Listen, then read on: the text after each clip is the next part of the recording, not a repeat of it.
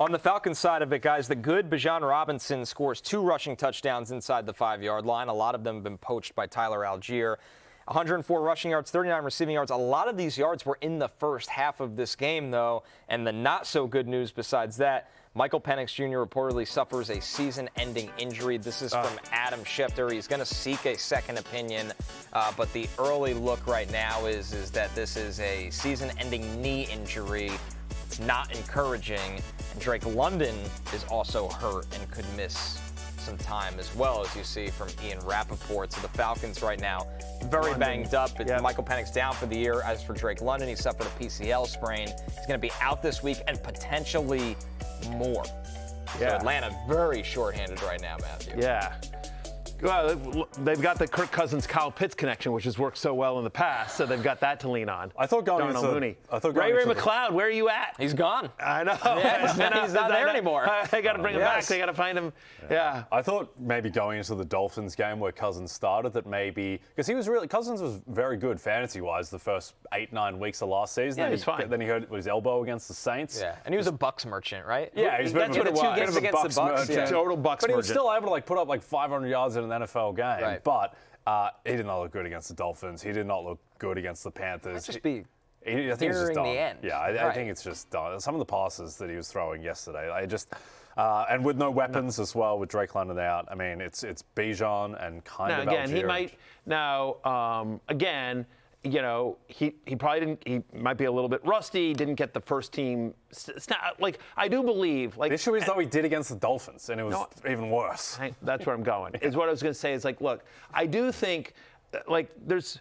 I've seen a lot of people have made this excuse for Shedeur Sanders, and we can get there, right? But that Shedeur, who did not look good against the Ravens when he had to come in for Dylan Gabriel. And the argument there is, and I buy this argument somewhat, not necessarily specific to Shedeur, but that it's different when a quarterback knows he's the guy and gets all the first team reps through practice, and you're putting a game plan together, the coaching staff is, that is specific to that quarterback, because there are things that Penix does well that they wouldn't necessarily do for Cousins, vice versa, right?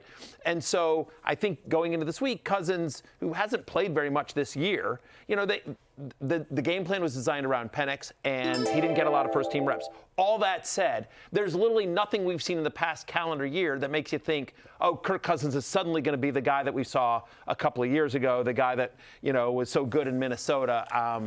So I'm with you, and down all these weapons.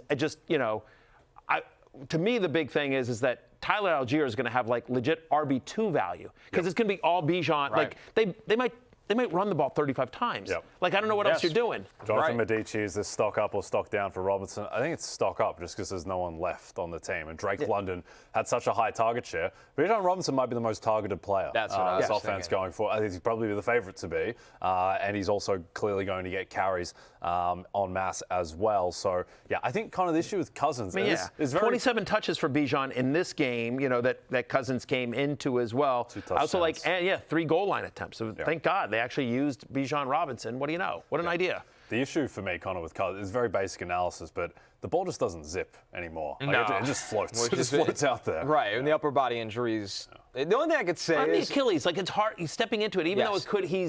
That's such a devastating injury, especially to a quarterback who needs to step into his throws. Yep. I'm with you that at minimum feels net neutral for Bijan, but if you want to take the contrarian take of it, Penix was really good yesterday before he got hurt, which is more goal line opportunities for Bijan, and I know that also parlays into Tyler Algier. So hopefully Cousins just doesn't sink the offense entirely, where it takes away any touchdown equity from those guys. Here's if there's a positive, and I know it's a tough day for all of our Falcons fans, including Lawrence Jackson, but they're at New Orleans this week and then at the Jets. So, you know, in theory, the schedule doesn't get tough until 3 weeks from now. They're home to Seattle. At least that's a home game. You got a West Coast team traveling east, and they'll be in the Dome. And then they're at Tampa Bay. Yeah. So 3 of the next 4 are against past defenses or defenses that have more or less struggled. Tampa Bay's got a good run defense, but you can obviously throw in the Bucs. Yeah, Kirk reminds me of Peyton Manning his final year in Denver, where he won the Super Bowl, but there's just nothing left on the throws. Yeah. And he still can diagnose the defense and check into the right plays and everything, but it just doesn't seem like there's any ceiling with Cousins. Hey, it's Matthew Berry from NBCSports.com and RotoWorld.com, and I want to thank you so much for watching whatever it is you just watched, or if nothing else, being too lazy to click out of the autoplay after this video started, after whatever it is you actually wanted to watch finished.